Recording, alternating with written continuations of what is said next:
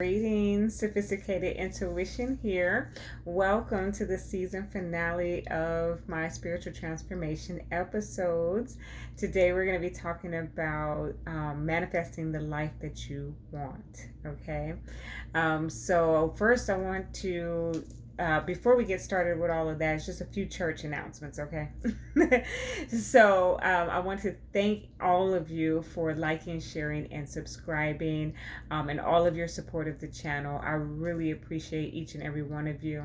I have reached my goal of 100 subscribers, and I just can't thank you enough. When I launched the channel back in January, that was the number that fell in my spirit, 100. If I can just reach 100.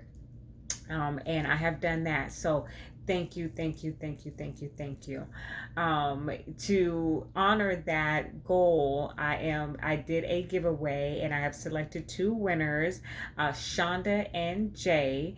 Thank you so much for commenting, subscribing, sharing, and participating with the channel. You have been selected as my winners for the giveaway. You'll be receiving a hand-poured intention candle by Sophisticated Intuition, LLC. Yes, that's me. I poured it myself. It has been set with the intentions of prosperity and abundance.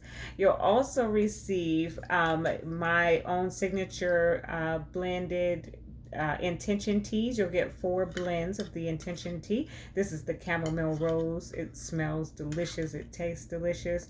I know I'm not supposed to get high off my own supply, but I do with the chamomile rose. It's my favorite.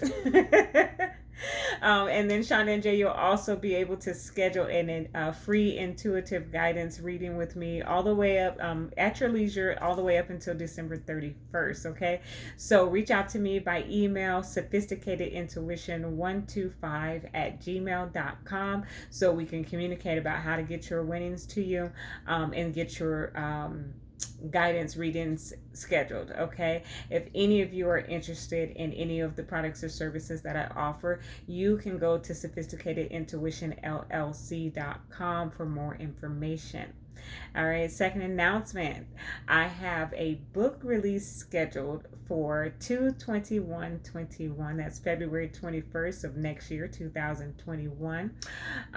It is titled Opening of the Way, a High Priestess Perspective. It's just going to be a more detailed version.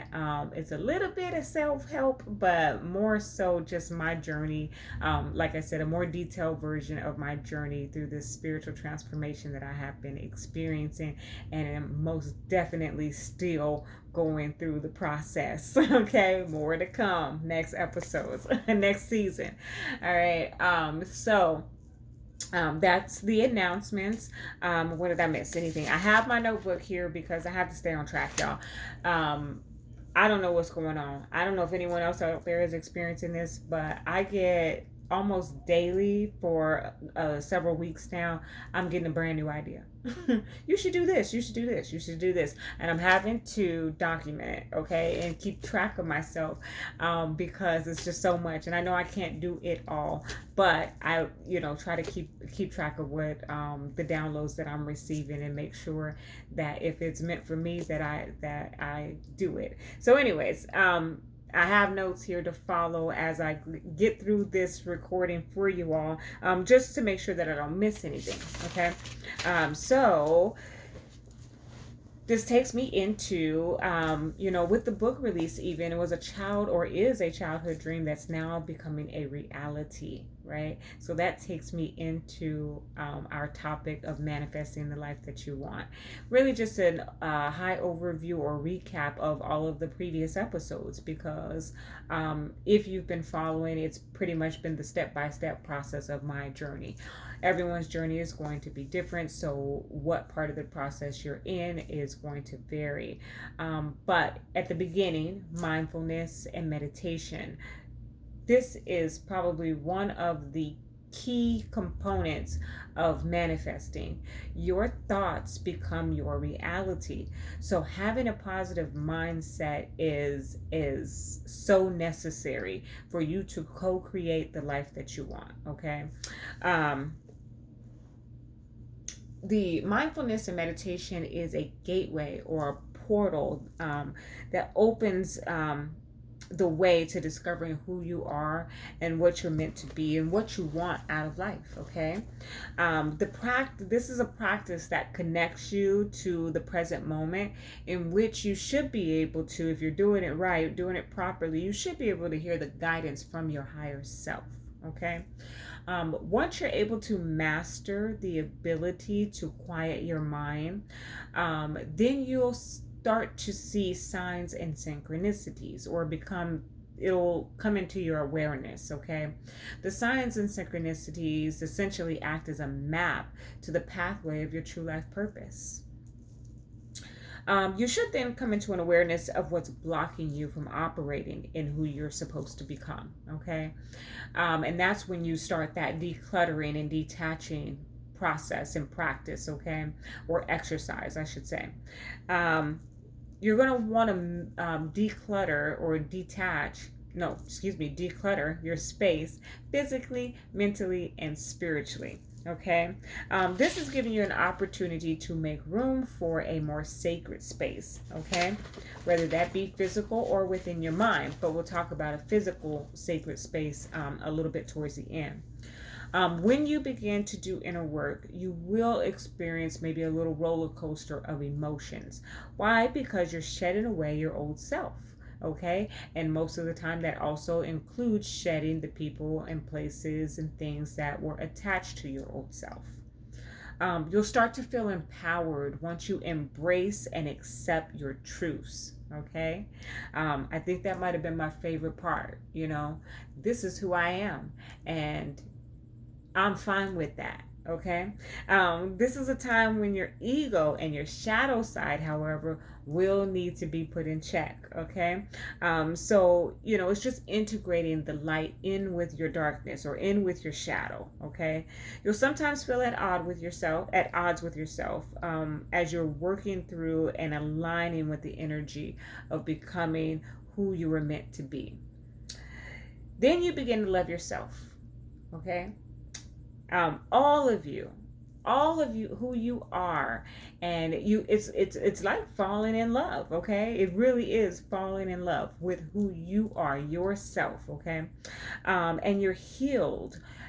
You're healed from the wounds of external infliction, as well as, or excuse me, bleh.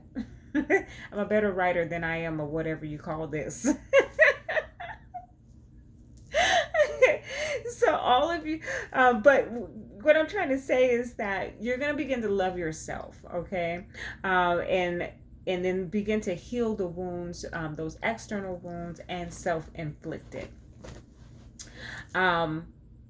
This is probably going to initiate a time and period in your life of solitude, or at least you're going to be compelled to spend a lot more alone time. Okay, and in that time alone, you should have a hunger for knowledge about your new perspective on life. Okay, so you'll be studying and researching material that helps you connect the dots. At this point, what you're capable of is at the forefront for you. Okay.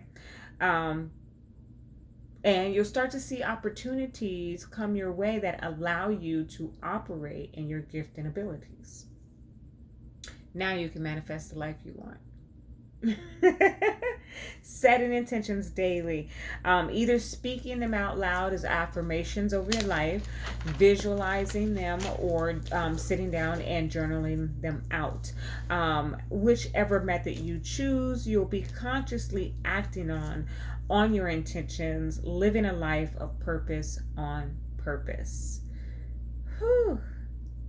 Deep breaths. Now, all of that sounds like a breeze, right? Okay, but it's not.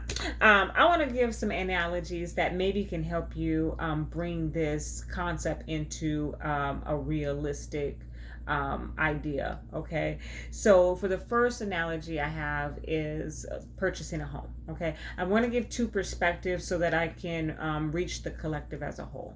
So if you've ever gone through the process of purchasing a home, or if you're in the process of trying to purchase a home, you drive through the neighborhood trying to find the right place, or these days we're just scrolling on the internet, looking up the different home buying websites to, see who has the best deal out there or whatever.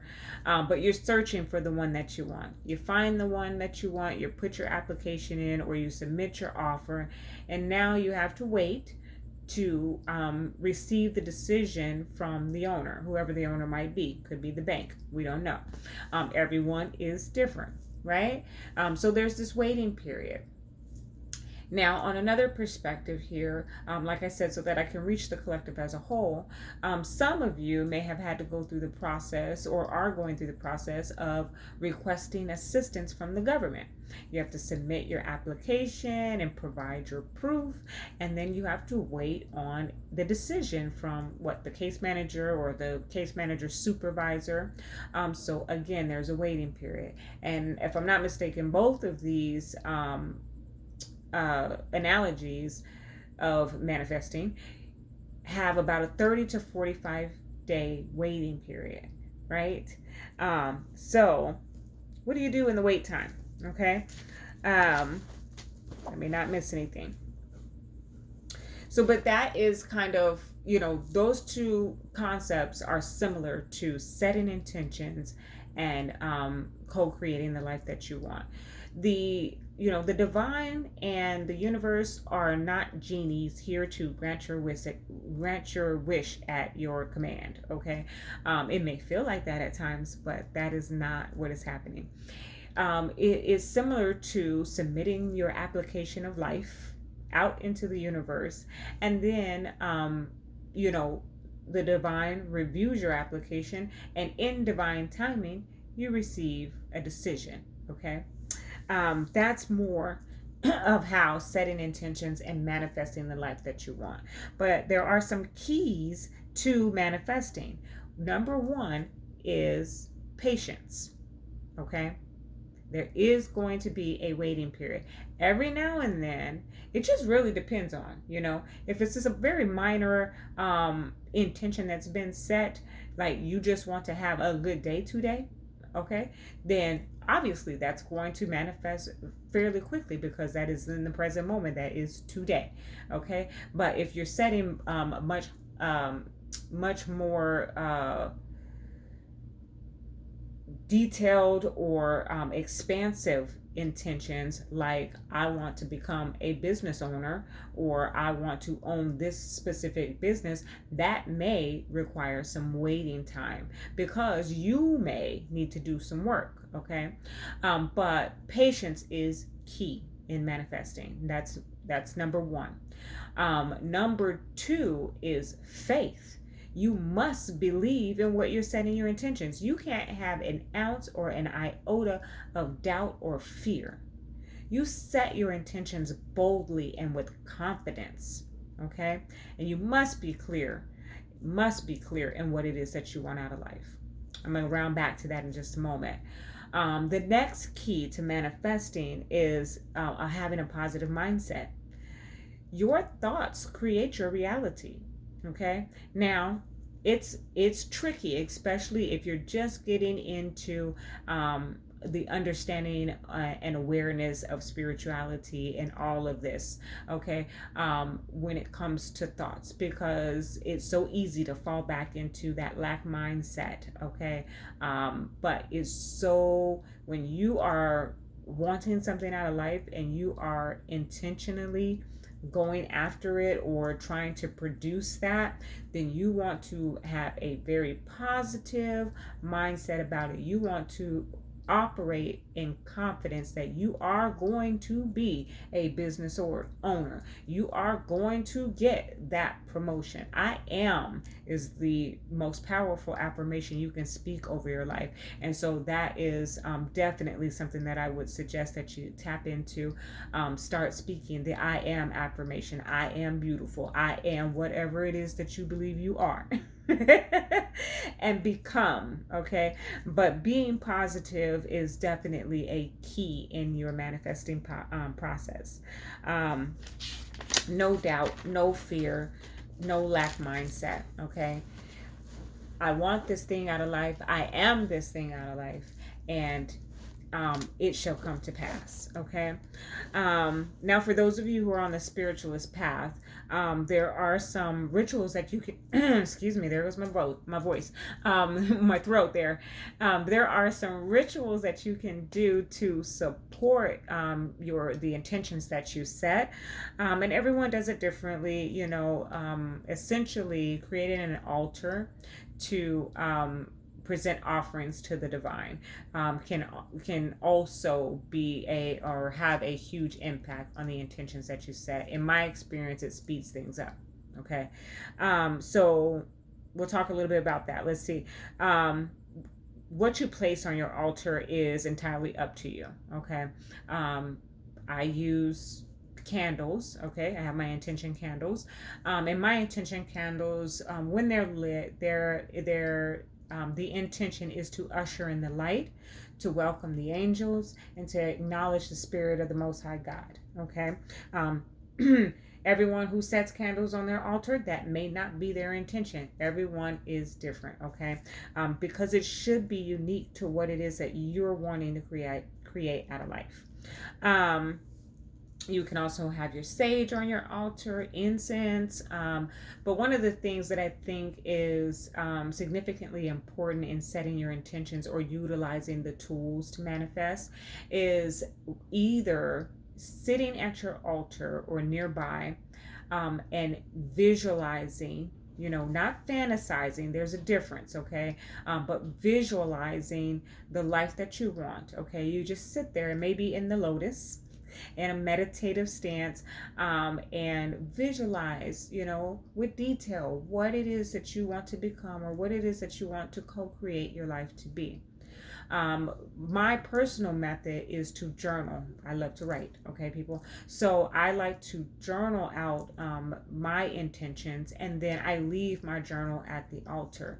All of you are not going to be able to do that if you don't have like a sacred place. If you're not living alone and you're concerned about someone reading your intentions, then maybe visualizing is the practice for you. Okay. But I do have the ability to just journal it out and leave it on my altar and go on about my business. And like I said, for me, it seems like it speeds the process up. Okay. That's just my experience. But you want to be detailed. I cannot press that enough. So an example is that for quite some time, one of my intentions that I continually included, regardless of what I was setting the intention for, or any additional intentions, I should say, is abundance. I would request abundance. And I was not detailed about that. Okay? Abundance. That's what I said. I am booked and busy, people. That's what an abundant life is about, is having a lot to do. Maybe not for everybody, but that's what it is for me, okay? So having a lot to do is what I have come into in abundance, and it's a beautiful thing. I'm not complaining whatsoever. I'm just, having to prioritize. But it is, that's what I've come into, and so what I'm trying to say is get detailed about it. When I reset my intentions, they will have the channels in which I want that abundance to flow. Okay, so that's the point of that. And it's just about being realistic as well. You don't want to fantasize. You want to set your intentions with being realistic and having some logic behind it. Okay. All right, so has been my experience. Okay, that has been my spiritual transformation experience up till now. In the new season, as I ascend, as we ascend, I look forward to, or I suspect that we will have some highly enlightened discussions. All right. So again, I thank each and every one of you for coming in, joining, listening. You may not comment, but I know you're watching. Like, share, subscribe. Remember that love is the action of being love. So be love, and light.